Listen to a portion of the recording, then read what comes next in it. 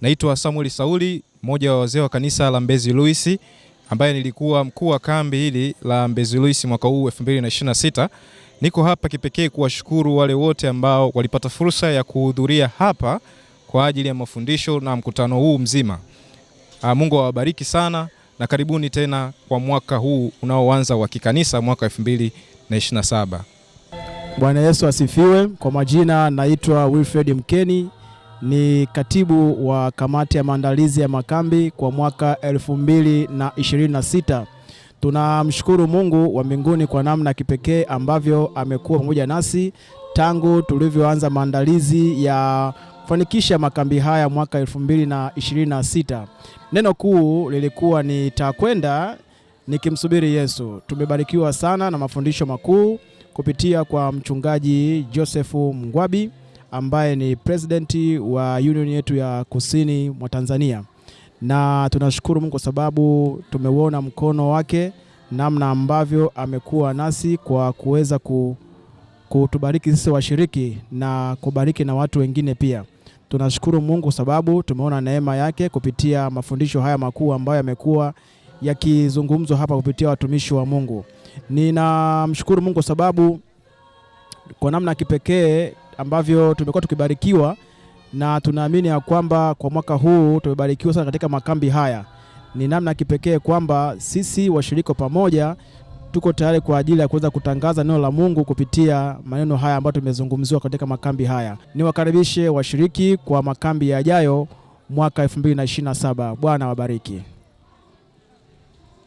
Naitwa Robert Elisha Majanjala, ni mwenyekiti wa makambi upande wa idara ya chakula mwaka 2026. Tunashukuru kwa kweli wale wote mliohudhuria katika makambi hii ya mwaka 2026.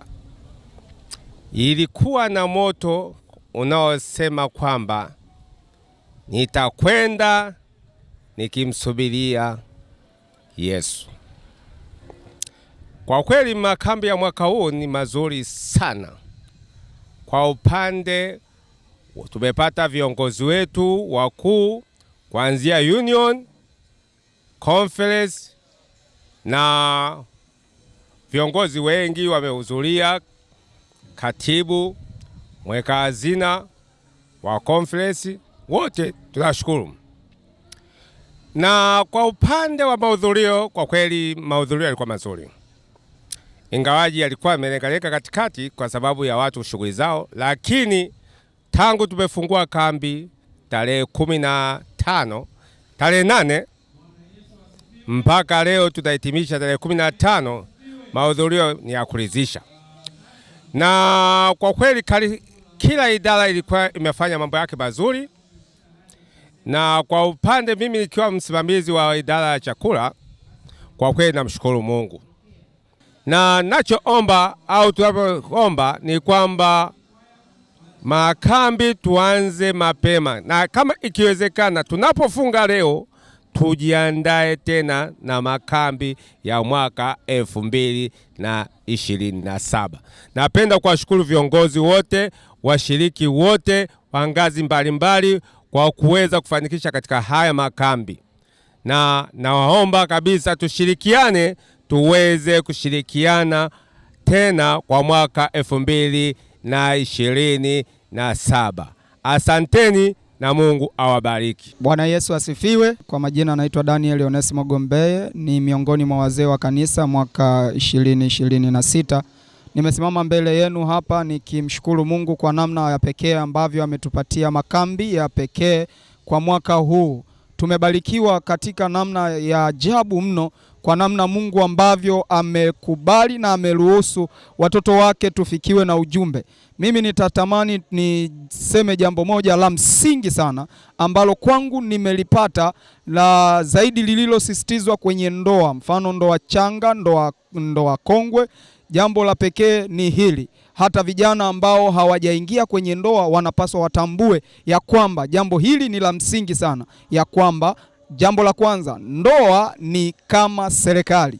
Jambo la pili, ndoa ni kama taasisi. Jambo la tatu, ndoa ni inajengwa kama matofali. Kwa nini ninasema hivyo? Serikali na yetu na serikali zingine kwa kweli ukifuatilia hazifanani kwa namna ya uendeshwaji, na ndivyo ilivyo hata taasisi zote za dunia hazifanani katika uendeshwaji. Kwa hiyo katika upande wa ndoa nikagundua kwamba namna ya pekee kwamba nikimtegemea Mungu na kutambua thamani ya kwamba taasisi yangu kama ndoa haifanani na ndoa nyingine, nitajua namna ya kuishi na kuidumu kuonyesha upendo ambao Mungu amesema kwamba sisi wanaume tuwapende wake zetu, lakini wake zetu watutii. Kwa hiyo hilo ni jambo la pekee. Ni wahase vijana, kwa sababu nao nadhani wameelekezwa vizuri katika mada hii ya ndoa, kwamba ndoa kabla wajaingia kwenye ndoa watambue ya kwamba ndoa ni kama taasisi, lakini ndoa ni kama serikali, lakini ndoa pia inajengwa kwa matofali, kwamba kuna nyakati wanaweza wakapishana kwenye ndoa kama ambavyo sisi ndoa changa tumejifunza, lakini namna gani na njia sahihi ni ya kumtazama Kristo kwa misingi yake kupitia neno la Biblia ambalo linatukumbusha kurejea kuwa wanyenyekevu, na nitakapokuwa mnyenyekevu nitasaidia ndoa yangu kudumu na kuwa imara. Ni wahase wale ambao hawakufanikiwa kufika, tumezidi kubarikiwa sana. Ni kambi la pekee na Bwana amekuwa mwema, ametubariki sana kupitia watumishi wake. Tumekuwa na mchungaji wetu wa mtaa Pastor Michael Ngalesoni, tumekuwa na mchungaji mtoka mbali, tumekuwa na mchungaji Eltabu Kajiru, lakini pia tumekuwa na mchungaji wetu wa Union Pastor Ngwabi. Hao wachungaji wote kwa namna ya pekee Bwana amewatumia na tumebarikiwa. Kwa kweli ni kambi la pekee sana ambalo nimeondoka na vitu vingi, na mimi namwomba Bwana kama ambavyo Bwana ametupatia ujumbe huu akanisaidie mimi wa kwanza kuliishi lile neno ambalo nimelisikia, ili likawe faida kwangu na kwa familia yangu, na pia likawe faida kwa jamii inayonizunguka. Nikusii rafiki yangu, Bwana akikupatia neema mwaka 2027 ambao kibiblia tayari tumeshauanza, ninakuomba usikose kuhudhuria, kwa sababu kuna mengi ambayo yamekupita. Lakini niwashukuru wale wote ambao walikuwepo, na Bwana amezidi kutubariki, lakini kwa sababu yeye amesema tazama ilivyo vyema na yapendeza ndugu wakae kwa umoja na upendo. Tumeuona upendo kwa kuwa watu wamekula neno la kiroho, wamekula chakula cha kimwili, kwa kweli wameshiba katika nyanja zote, na jina la Bwana litukuzwe. Nikukaribishe na kukushukuru. Bwana awe nawe katika kila jambo na jina la Bwana likatukuzwe. Asante sana.